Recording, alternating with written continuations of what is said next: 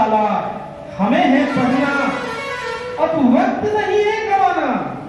ज्ञान विद्या प्राप्त करें, चलो हम संकल्प करें। अज्ञानता और गरीबी की गुलामगिरी चलो तोड़ डालें, और सदियों से लाचारी भरा जीवन चलो छोड़ डालें। चलो हम संकल्प करें, चलो हम संकल्प करें। यह सिर्फ एक कविता नहीं है, बल्कि हमारे भारत का इतिहास का एक सच है। जी हाँ, 19वीं सदी के पूर्वार्ध में हमारा सारा समाज अज्ञानता, गरीबी और भूखमरी की मार झेल रहा था। महिलाएं पिछले कई सदियों से अपने मौलिक अधिकारों से वंचित थी। लड़कियों को जन्म लेते ही मार देना तो एक सामान्य सी बात थी।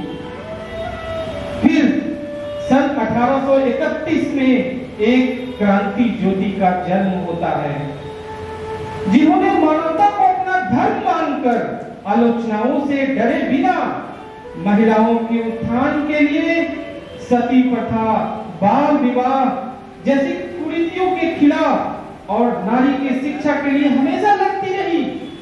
उनका कहना था, आत्मसम्मान के साथ जीने के लिए पढ़ाई करते रहो, क्योंकि स्कूल मनुष्य के लिए सच्चा रत्न होता है। रूढ़िवाद और पितृसत्ता की कई चुनौतियों का सामना करते हुए उन्होंने महिला सशक्तिकरण के हित में कई रास्ते अपनाए।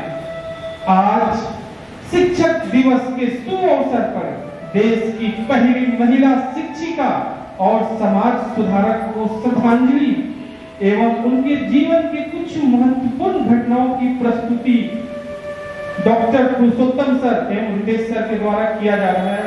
धन्यवाद।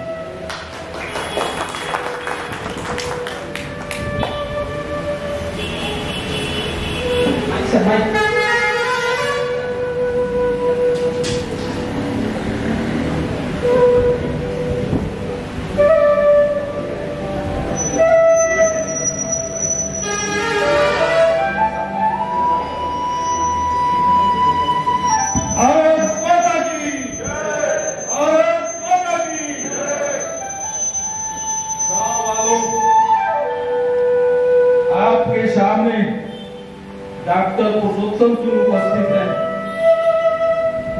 मेरे तरफ से आज 5 सितंबर को राधे राधे स्वीकार कीजिए। चलिए पढ़ने बाबा, पूजा पाठ में व्यस्त रहते हैं कि गांव पर भी ध्यान है क्या? गोपाल सर गांव के लिए कुछ कर रहे हैं? चलिए राधे राधे। चलिए आज के दिन गांव के पुरुष और महिलाएं सब उपस्थित हैं, बहुत खुशी हो गई है।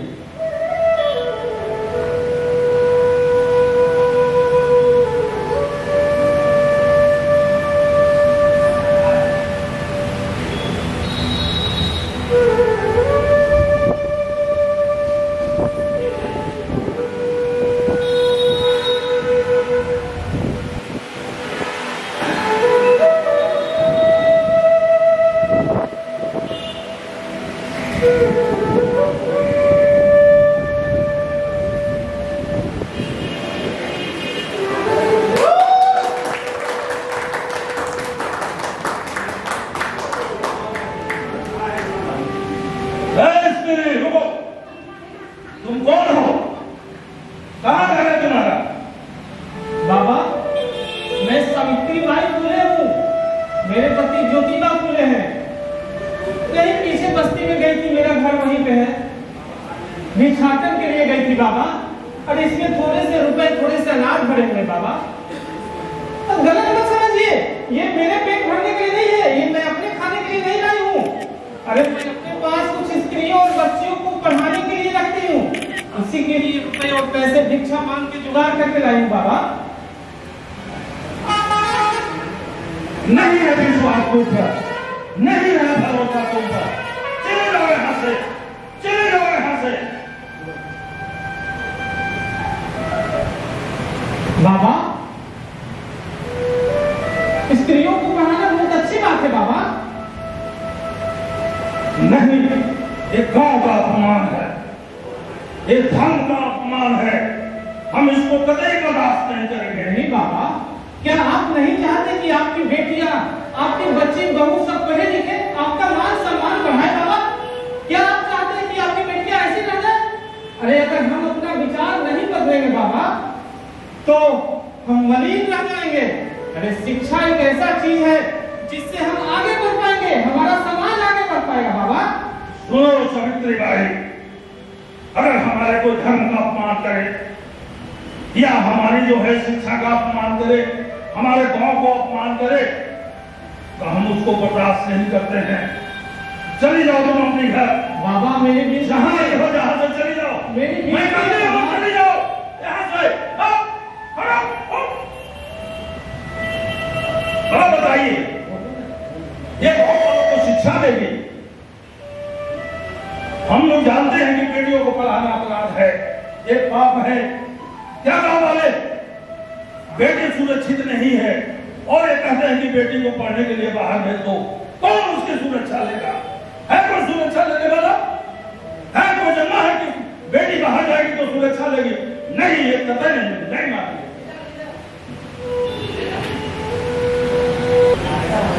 बच्चों,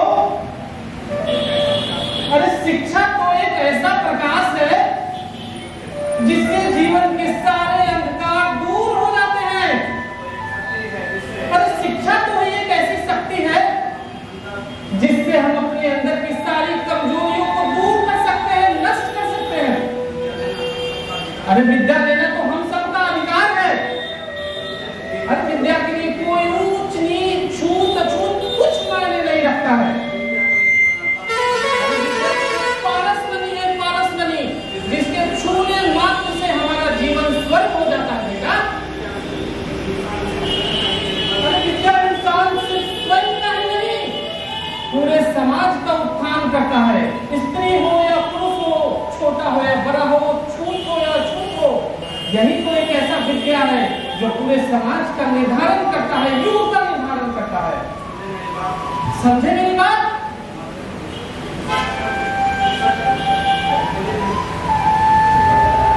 ये बंद करो बकवास, ये सब गलत है। तुम यहाँ ये गलत बात है। जाओ सभी बच्चे, जाओ अपने घर जाओ।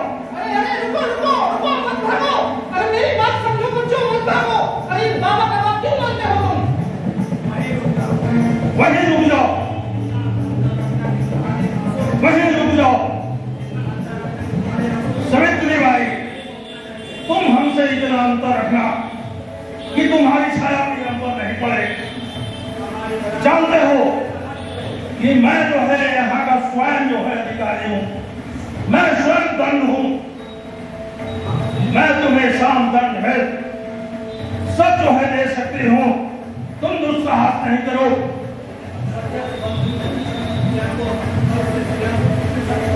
और अगर नहीं मानोगी तो कल के सूर्यास्त के पहले तुमको अस्त कर देंगे। अरे आपके धमकी से मेरा कुछ बिगड़ने वाला नहीं है, मेरा अस्त नहीं हो सकता है। अरे लोगों को शिक्षित करना कोई अपराध तो नहीं, आप भी लोग बताइए।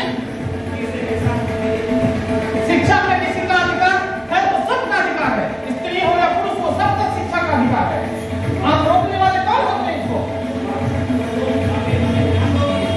सावित्री, तुम हमको ज्ञान देगी? सावित्री, तुम हमको ज्ञान देगी? अरे मैं ज्ञान नहीं दे रहा हूँ बाबा, मैं तो सिर्फ अज्ञानता मिटाने की कोशिश कर रहा हूँ समाज से। सावित्री, इसका परिणाम बहुत बुरा होगा। हमें कोई चिंता नहीं आपके परिणाम से बाबा, जो होगा मैं देख लूंगी।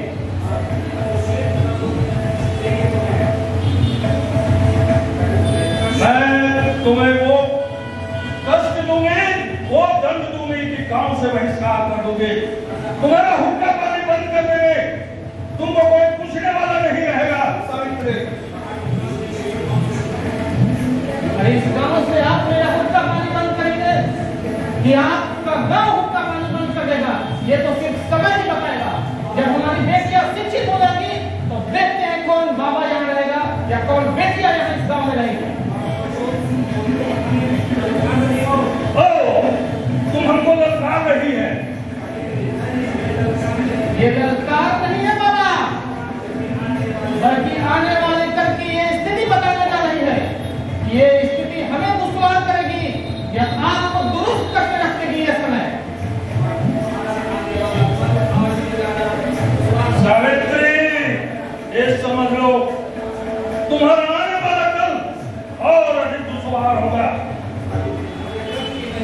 अरे मुझे कल के लिए आज की चिंता है बाबा, आज की। कल की बात आप छोड़िए। आप स्त्रियों की परछाई से करते हैं, आने वाले सोच को रोकना चाहते हैं। आप रोक के दिखा दीजिए बाबा, ये समाज बताएगा आपको कि आने वाले समय में स्त्रियां बेटियां कहां कहां तक पहुंच सकती है। मैं सावित्री बाई फुले ये वचन देती हूँ आपको। आप सूरज को रोकना चाहते हैं, रोक के दिखाइए जरा। एक सावित्री बाई फुले को आप रोकिएगा, सारा समाज को तो आप नहीं रोक सकते हैं। आज हमको किसी का भी डर नहीं है, आज मुझे किसी का भी डर नहीं है, क्योंकि मैं जानती हूँ घर से लेके बाहर तक ये पूरा समाज कीचड़ से भरा पड़ा है, और इस कीचड़ से भरे समाज में ही हमें स्त्रियों को शिक्षित करना है। सावित्री बाई कहाँ चली? गांव के स्त्रियों को पढ़ाना चाहती है? पढ़ाऊंगी, मैं पढ़ाऊंगी। तुम बहुत बड़ा पाप कर रही हो। करूंगी, मैं ये पाप करूंगी। अरे गांव वालों, ये क्या रहो मारो।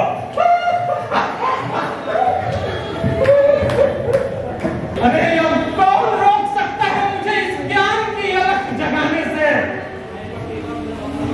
मैं प्रतिबद्ध हूँ इस समाज को आगे बढ़ाने के लिए।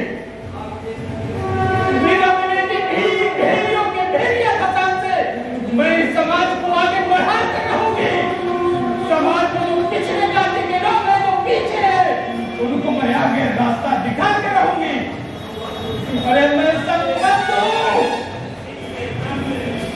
सीध से ताक से, मैं संबद्ध हूँ धूप से हिम्मत से, अरे जीवन से मृत्यु से मैं संबद्ध हूँ। कौन मुझे मार सकता है भला? अरे उन्नास से निर्माण से, प्रकाश से तिलीर से, धन से मान से कोई मुझे नहीं मार सकता। यश से अपजस से मेरा कौन और यश और यश लगाएगा?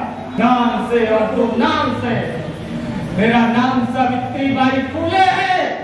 समाज मुझे स्वीकार नहीं करता कि स्त्रियों को मैं शिक्षित करूं, तो क्या नाम और क्या दुर्नाम का? अरे मैं समाज की क्रोध को, द्वेष को हंस के स्वीकार करती हूँ,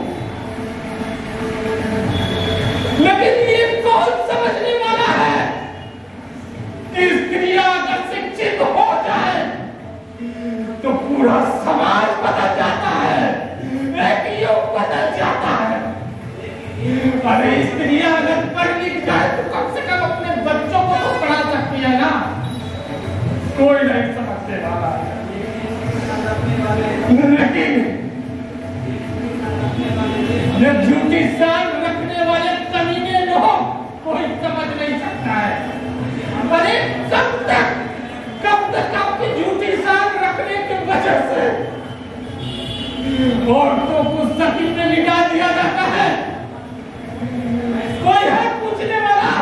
कोई है पूछने वाला उस वक्त जब आग पे जिंदा औरतों को, बेटियों को जिंदा जला दिया जाता है? किसी के पास इसका जवाब है तो बोलो, बोलो। भेड़िए हो तुम लोग, पुरुष जाति हो, भेड़िए हो जो स्त्रियों को आगे बढ़ने से रोक रहे हो।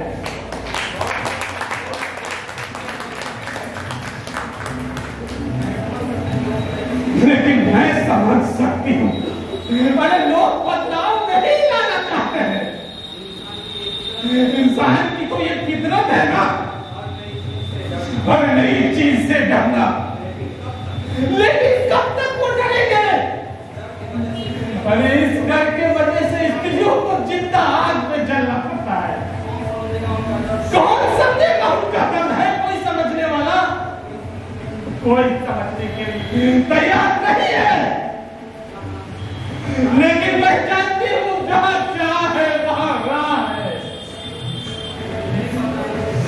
मुझे नहीं पता कि मुझे किन किन परिस्थितियों का, समस्याओं का सामना करना पड़ेगा इन भेड़ियों के सामने, लेकिन मुझे किसी की परवाह नहीं है, ये समझ लो। क्या होगा, क्या कहेगा ये सारा समाज, ये सामने जो भेड़िए बैठे हुए गांव के लोग, उनसे मुझे कोई परवाह नहीं है। कि मेरी जमा पूंजी ही मेरा सपना है और मैं किसी भी कीमत पर अपने सपने को मिटने नहीं दूंगी। मैं अपनी बेटियों को पढ़ाती रहूंगी और उसके लिए विद्यालय खोल के ही रहूंगी।